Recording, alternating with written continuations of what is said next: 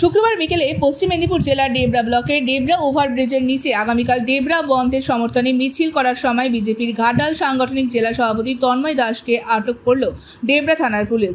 জেলা সভাপতির পাশাপাশি আটক করা হলো ঘাটাল সাংগঠনিক জেলা মহিলা বিজেপির সভানেত্রী তনুশ্রী সাঁতরা সানা সহ একাধিক বিজেপি কর্মীকে।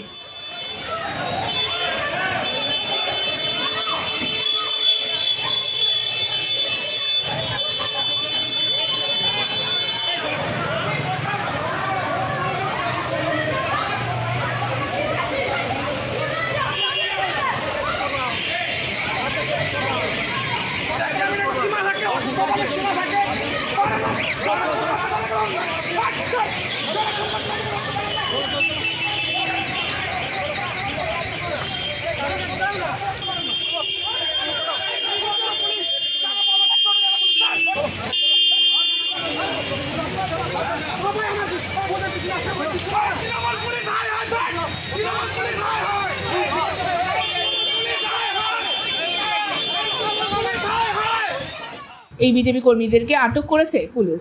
Bureau report, ANM news. আরও খবরের আপডেট পেতে সাবস্ক্রাইব করুন আমাদের ইউটিউব চ্যানেলটি আর বেল আইকনে ক্লিক করুন নোটিফিকেশনস পেতে।